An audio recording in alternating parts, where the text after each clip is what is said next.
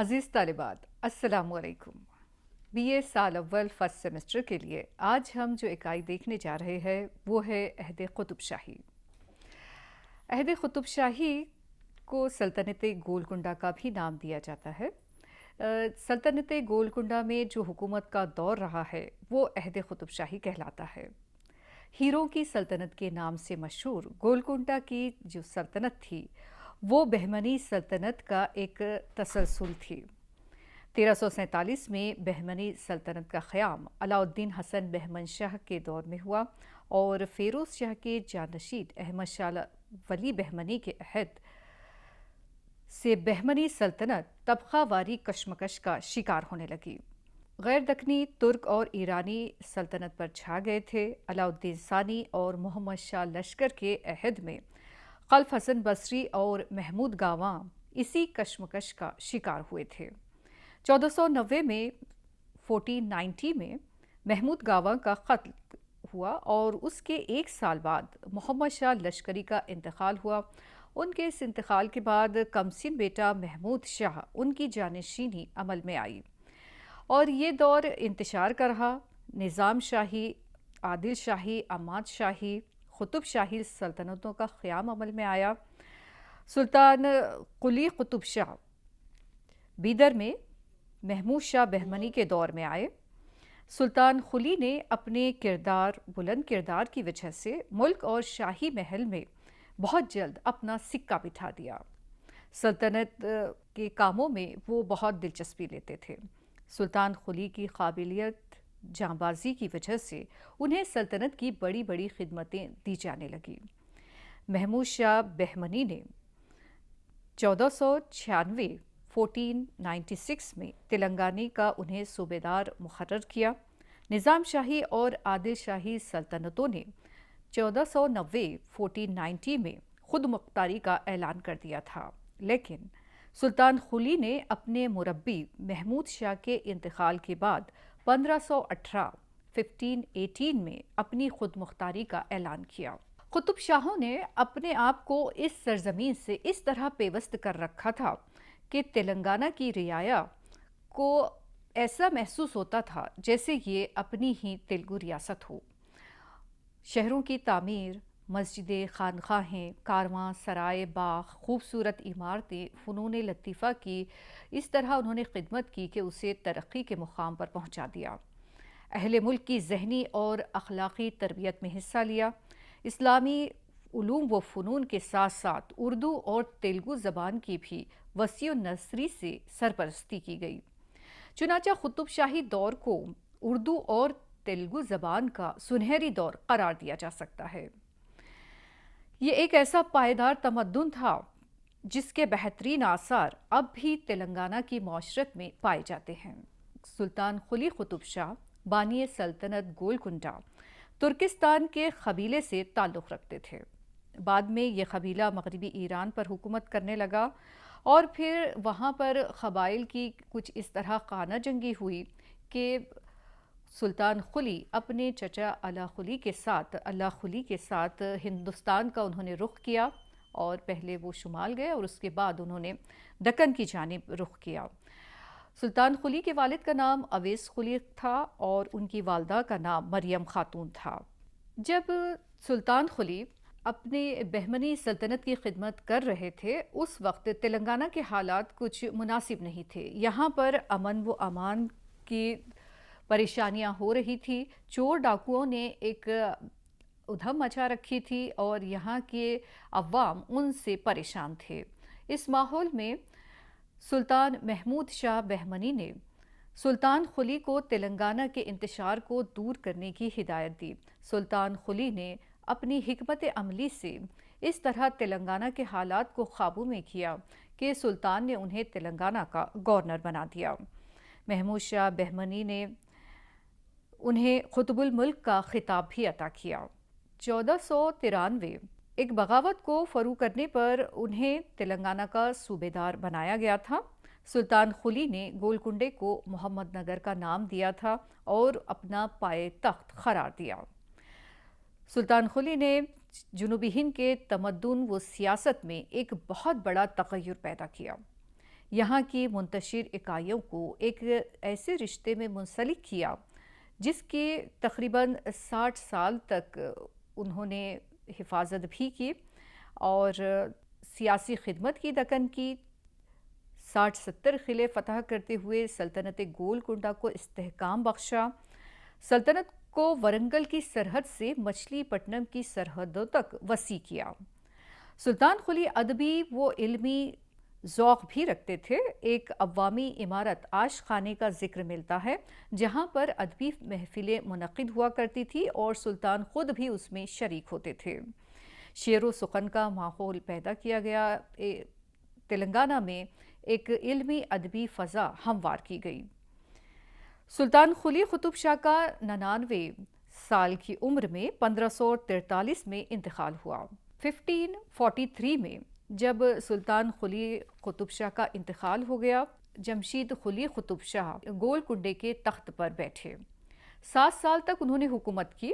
उन्होंने रियाया को खुश करने की पूरी कोशिश की, लेकिन जमशीद कुतुब शाह पर अपने वालिद कुली कुतुब शाह के कत्ल का इल्ज़ाम आयद था।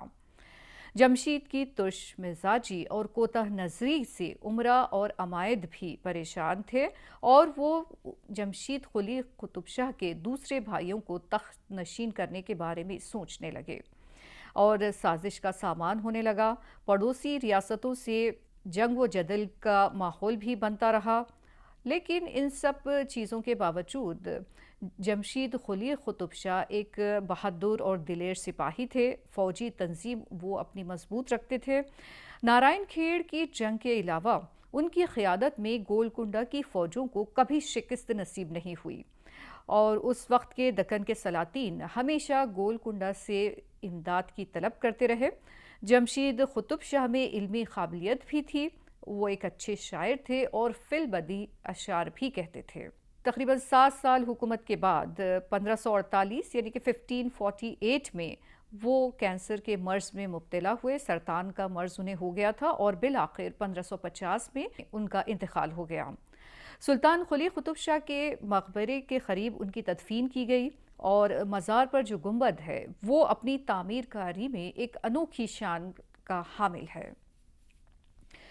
इब्राहिम कुतुब शाह का कुतुब शाही तख्त पर जुलूस करना एक बहुत बड़ा वाक़या था। कुदरती हालात के साथ साथ इब्राहिम की ज़ाती काबिलियत और तदब्बुर को भी इस अमल में बड़ा दखल था। हमीद खां हबशी, सैयद जी सलाहदार, दिलावर खान, कामाजी ब्रह्मन, ये वो हमदर्द थे जिन्होंने इब्राहिम कुली कुतुब शाह का आखिरी वक्त तक साथ दिया। इब्राहिम कुतुब शाह ने अपने भाई से खौफ की वजह से विजयनगर में पनाह ली थी।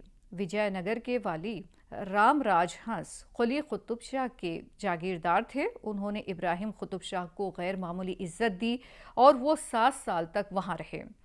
यहाँ सियासत और तमद्दुन के बेशुमार सबक उन्होंने सीखे।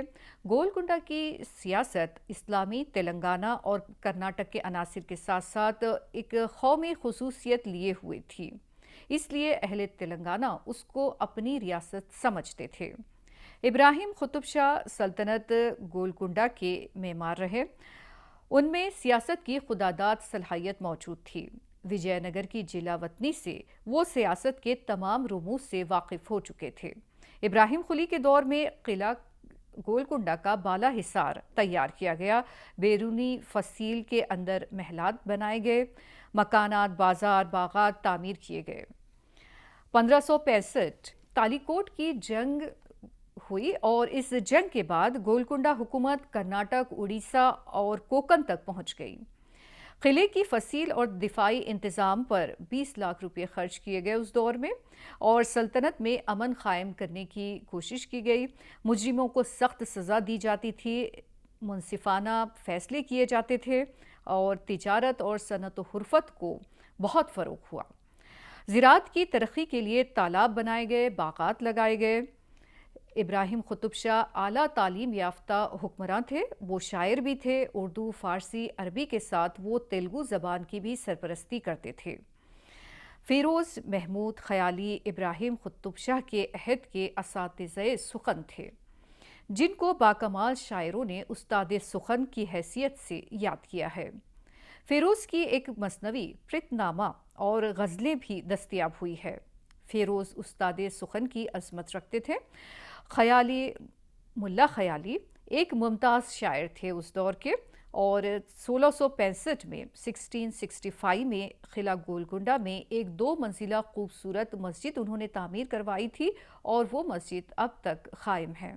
سید محمود ایک پرگو اور قادر الکلام شاعر تھے۔ اردو، پنجابی اور افغانی زبانوں میں وہ اشعار کہتے تھے۔ وجی محمد خلی ابن نشاطی محمود کو قدیم اردو کے ایک عظیم المرتبت شاعر کی حیثیت سے یاد کرتے رہے۔ محمود نے غزلیں، مرثیہ، قصہ اور دوہرے بھی کہے ہیں۔ ابراہیم نے مختلف طبقات کے درمیان اتحاد و یکجہتی کی ارادی کوشش کی۔ علم و ادب سے دلچسپی کے لیے وہ مشہور رہے۔ ادیبوں اور اہل کمال کی سرپرستی کی۔ سفر میں ان کے ساتھ علماء کے ساتھ ساتھ کتابوں کے صندوق بھی بھرے ہوتے تھے۔ ابو المظفر قطب شاہ خلی قطب شاہ کے سب سے چھوٹے بیٹے تھے، اور انہوں نے اپنے محل کا ایک حصہ شاعروں اور خوش نویسوں کے لیے مختص کر رکھا تھا، جہاں اردو، تیلگو زبانوں کے شاعر اپنا کلام پیش کرتے تھے۔ تیلگو شعراء نے اپنے کلام میں ان کی قدردانی کی تعریف کی ہے۔ وہ تیلگو میں ملک برام کے نام سے شہرت رکھتے تھے۔ محمد 1580 میں ابراہیم قلی قطب شاہ کے انتقال کے بعد محمد قلی قطب شاہ کو تخت نشین کیا گیا۔ 14 رمضان 1565 کو ان کی پیدائش ہوئی تھی۔ 15 سال کی عمر میں ان کی تخت نشینی عمل میں آئی۔ قلی قطب شاہ کی والدہ کا نام بھاگیہ رتی بتایا جاتا ہے۔ محمد قلی کا عہد حکومت دکن کی تاریخ میں ایک یادگار دور سمجھا جاتا ہے۔ محمد قلی نے مملکت میں بسنے والے مختلف فرقوں اور طبقوں میں میل جول اور بھائی چارے کا ماحول پیدا کیا، اور اس طرح کے محبت والے جذبات کو انہوں نے فروغ دیا۔ مذہبی آزادی فراہم کی۔ دیوالی، بسنت، ہولی کے تہوار شاہی محل میں قومی تقریبات کے طور پر منائے جاتے تھے۔ محمد قلی نے اپنے 30 سالہ عہد حکومت میں قدیم اردو کی شاندار خدمات انجام دی۔ اردو ایک ادبی زبان کی شائستہ منزل میں داخل ہو چکی تھی۔ بادشاہ خود اشعار کہتے تھے۔ ان کا ایک ضخیم کلیات موجود ہے۔ وہ اردو کے پہلے صاحب دیوان شاعر ہے، جن کے کلیات میں غزلیں، قصیدے، مثنویاں، مرثیے، رباعیاں وغیرہ موجود ہے۔ محمد قلی قطب شاہ کے دور میں امن و امان کا ماحول نظر آتا ہے۔ فنون لطیفہ میں ترقی ہوئی۔ شہر حیدرآباد کا قیام ان کا ایک یادگار کارنامہ ہے۔ شہر حیدرآباد کو ایک منصوبہ بند طریقے سے تعمیر کیا گیا۔ 4 مینار شہر کا مرکزی مقام بنایا گیا، اور اس کے چاروں جانب سڑکیں اور بازار تعمیر کیے گئے۔ بازار، خانقاہیں، مدرسے، مسجدیں، لنگر خانے، سرائے خانے، مہمان خانے وغیرہ اس طرح کی تقریباً 12,000 عمارتیں بنائی گئیں۔ عمرا نے بھی بادشاہ کی تقلید میں اپنے محل بنائے اور اس میں خوبصورت اور خوشنما باغات سجائے، اور اس طرح چند برسوں ہی میں حیدرآباد شہر عہد وسطیٰ کا ایک بارونق شہر بن گیا۔ محمد قلی کے بنائے گئے محلات میں داد محل، خداداد محل، سجن محل، اعلیٰ محل، ندی محل، کوہ طور محل، اس طرح کے نام قابل ذکر ہے۔ اس دور میں علمی ادبی ماحول بھی پروان چڑھتا رہا۔ شیخ احمد گجراتی عہد قلی قطب شاہ کے ایک باکمال شاعر تھے۔ 2 مثنویاں، لیلی مجنوں اور یوسف زلیخا، ان مثنویوں کا پتہ چلتا ہے جو شیخ احمد گجراتی کی ہے، اور احمد نے پر اثر انداز میں اپنی غزلیں بھی پیش کی۔ ملک الشعراء اسد اللہ وجی قطب شاہی عہد کے ایک عظیم المرتبت شاعر تھے۔ وہ صاحب طرز ادیب تھے۔ قطب مشتری 1609 اور سبرس 1634 میں تحریر کی گئی۔ تاج الحقائق اور دیوان وجیہ اور غزلیں ان کی دستیاب ہوتی ہے۔ سادگی، سلاست، روانی اور برجستگی دکنی شاعری کی نمایاں خصوصیات رہی ہے، جو وجی کے کلام میں بھی پائی جاتی ہے۔ محمد قلی کا ہمیں ایک ضخیم کلیات بھی دستیاب ہوتا ہے، جو 50,000 سے زیادہ اشعار پر مشتمل ہے، جس میں حمد، نعت، عیدین کے تعلق سے شاعری کی گئی ہے۔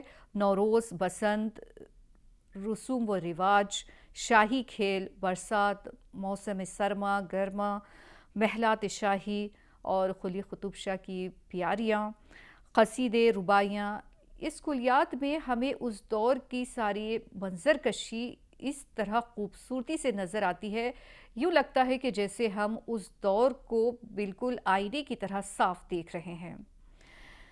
ان کا ایک شعر ہے قلی قطب شاہ کے کلیات سے: میری سانولی من کی پیاری دسے، میری سانولی من کی پیاری دسے، کہ رنگ روپ میں کونلی ناری دسے۔ قلی کی شاعری میں مقامی ماحول سے اثر پذیری اور ایرانی ہندوستانی رجحانات کی متوازن آمیزش پائی جاتی ہے۔ ان کی فوج میں ہندو فوجی بھی بڑی خدمات پر مامور تھے۔ سامبھاجی بھالے راؤ فوج کے افسر تھے۔ 34 سال حکومت کے بعد 48 سال سے زیادہ ان کی عمر نہ تھی، 1611 میں محمد قلی قطب شاہ کا انتقال ہو گیا۔ قلی قطب شاہ نے اپنی ریاست میں عوام کی بھلائی کے لیے اجناس کا محصول معاف کیا تھا۔ لاکھوں روپے غربا و مستحقین میں تقسیم کیے جاتے تھے، منصفانہ فیصلے کیے جاتے تھے، اور اس طرح ایک یادگار اور عظیم دور قلی قطب شاہ کا ختم ہوتا تھا، اور سلطان محمد قطب شاہ کا دور یہاں سے شروع ہوتا ہے۔ سلطان محمد قطب شاہ 1592 کو ان کی پیدائش ہوئی، اور 1606 15 سال کی عمر میں حیات بخشی بیگم سے ان کی شادی ہوئی۔ فوجی تربیت، تعلیم حضرت شاہ یوسف رحمۃ اللہ علیہ، جن کی مزار مبارک نامپلی میں ہے، ان سے پائی، اور اہتمام تعلیم کی بدولت شہزادہ ذی علم ذی اخلاق بادشاہ ثابت ہوئے۔ 17 ذی القعدہ 1612 سلطان محمد قطب شاہ 1580 میں سلطان محمد قطب شاہ کی تخت نشینی عمل میں آئی، اور مکہ مسجد کی تاسیس کے وقت یہ اعلان کیا گیا تھا: سلطان محمد قطب شاہ اپنی پاکیزہ زندگی کی وجہ سے، سلطان محمد قطب شاہ اپنے علم و فضل اور پاکیزہ زندگی کی وجہ سے ملک میں بہت مقبول تھے۔ سلطان محمد قطب شاہ اپنے علم و پاکیزہ زندگی کی وجہ سے، سلطان محمد قطب شاہ اپنے علم اور پاکیزہ زندگی کی وجہ سے ملک میں بہت مقبول و مشہور تھے۔ وہ بچپن سے صوم و صلاح کے پابند تھے۔ مکہ مسجد کی تاسیس کے وقت یہ اعلان کیا گیا تھا کہ ایسا شخص مکہ مسجد کا سنگ بنیاد رکھے جس نے 12 سال کی عمر سے تہجد کی نماز قضا نہ کی ہو۔ اس اعلان کے بعد کسی شخص نے آگے بڑھ کر یہ کارنامہ انجام نہیں دیا سوائے بادشاہ کے۔ بادشاہ نے خود اعلان کیا کہ الحمدللہ میں نے 12 سال کی عمر سے کبھی تہجد کی نماز قضا نہیں کی ہے، اور اس طرح ان کے ہاتھوں سے مکہ مسجد کا سنگ بنیاد رکھا گیا۔ حیدرآباد شہر کے مشرق میں سلطان نگر کے نام سے ایک شہر بسانے کی بھی انہوں نے کوشش کی، اور کئی محل بنائے۔ امان محل بہت مشہور ہے اپنی آرائش و زیبائش کی وجہ سے، اور الہی محل، محمدی محل، حیدری محل کی انہوں نے جو قلی قطب شاہ کے دور کے محلات تھے ان محلات کی بھی تزئین کی، اور اس طرح وہ اپنا کافی وقت انہوں نے حکومت کے کاموں میں صرف کیا، لیکن اپنے چاچا محمد قلی قطب شاہ کا کلیات بھی انہوں نے مرتب کیا۔ وہ ایک اچھا ادبی ذوق رکھتے تھے، تاریخ کی کتابوں سے اور فلسفہ اور حکمت سے انہیں دلچسپی تھی۔ اردو فارسی میں وہ عبور رکھتے تھے، اور ادیبوں کی وہ سرپرستی کرتے تھے۔ 34 سال کی عمر میں 15 سال حکومت کے بعد ان کا انتقال ہو گیا، اور اس کے بعد سلطان عبداللہ قطب شاہ کو تخت نشین کیا گیا۔ 1614 ان کی پیدائش رہی۔ قطب شاہ کو 1626 میں محمدی محل میں تخت نشین کیا گیا۔ عبداللہ کی کم سنی کی وجہ سے حیات بخشی بیگم نے سلطنت کے تمام امور بہت خوش اسلوبی سے سنبھالے۔ 1672 میں عبداللہ قطب شاہ کا عہد ختم ہوتا ہے۔ 1669 میں حیات بخشی بیگم کا انتقال ہوا۔ انہوں نے سیاست میں بہت مدد کی اور حیات آباد بسایا تھا۔ اور ان کے زمانے کی کئی یادگاریں آج بھی شہر میں موجود ہیں۔ عبداللہ قطب شاہ کے عہد میں وجھی کی اور اردو کی پہلی نثری تصنیف سبرس قلم بند کی گئی۔ غواصی کو اپنی شاعری کے جوہر دکھانے کا موقع ملا۔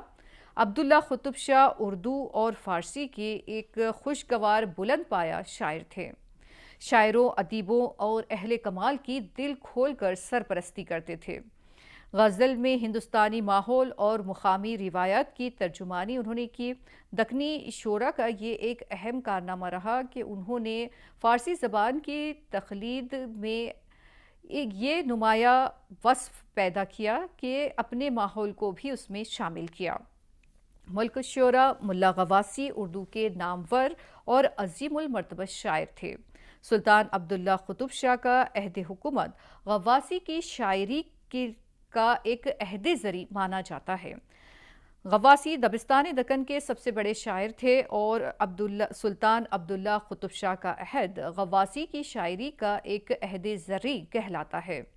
ان کے کلام میں تاثر کی فراوانی اور سوز و گداز اور شعریت پائی جاتی ہے۔ غواصی کا ایک شعر دیکھیے: عشق کی آگ میں جل کے راکھ ہونا، عشق کی آگ میں جل کے راکھ ہونا، عشق بازی میں چاک چاک ہونا، عشق بازی میں چاک چاک ہونا، خاک ہونا تو سچ ہے آخر کوں، خاک ہونا تو سچ ہے آخر کوں، خاک نہ ہوئے لگچ خاک ہونا، خاک نہ ہوئے لگچ خاک ہونا۔ غواصی نے منظر نگاری کا کمال دکھایا ہے۔ فارسی اور ہندوستانی عناصر کی مدد سے اپنی غزل کا خمیر تیار کیا۔ سوئے بخت میرے جو تھے آج لگ سوں، سوئے بخت میرے جو تھے آج لگ سوں، دیسے جاگ یکبار الحمدللہ، دیے جاگ یکبار الحمدللہ، دیے جاگ یکبار الحمدللہ۔ دیگر شعراء میں سالک کا نام ملتا ہے جو جدت پسند اور نازک خیال شاعر ہے۔ دکنی زبان پر انہیں قدرت حاصل تھی۔ میرا جی خدا نما، جن کے متعدد رسالے تصوف کے موضوع پر لکھے گئے ہیں، جیسے رسالہ مرغوب القلوب، رسالہ وجودیہ، 2 مثنویاں، غزلیں اور ان کی نظمیں پائی جاتی ہے۔ ابن نشاطی سلطان عبداللہ قطب شاہ کے عہد کے ایک عظیم شاعر تھے جنہوں نے اپنی شاہکار مثنوی پھول بند تصنیف کی۔ طبئی ایک مثنوی نگار شاعر تھے۔ طبئی نے 1670 میں بے مثال مثنوی بہرام و گل اندام تصنیف کی۔ ابوالحسن تاناشاہ 1672 اپنے پیشرو سلاطین کی طرح ایک علم دوست بادشاہ گزرے۔ ان کی تخت نشینی کا واقعہ تعجب خیز رہا۔ مشکل حالات میں وہ بادشاہ بنائے گئے۔ علم و ادب کے دلدادہ تھے، اردو ادب کے اچھے شاعر تھے۔ اپنے عہد کے اہل کمال اور شعراء اور ادیبوں کی سرپرستی کی۔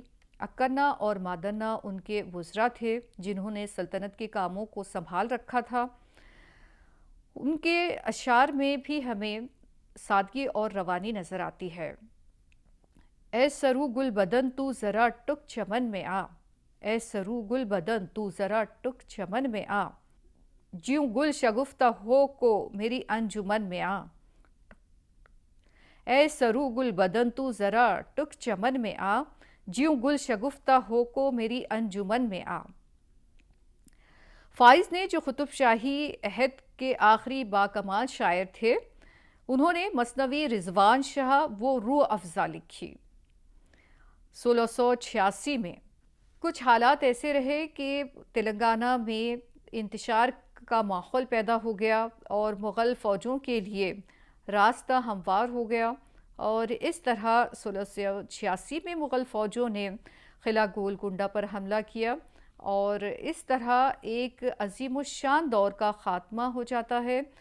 ایک عظیم الشان دور مکمل ہوا جو قطب شاہی عہد کہلاتا ہے۔ سلطان ابوالحسن تاناشاہ کو گرفتار کیا گیا اور دولت آباد کے قلعے میں انہیں نظر بند رکھا گیا اور اسی نظر بندی میں ان کا انتقال ہو گیا۔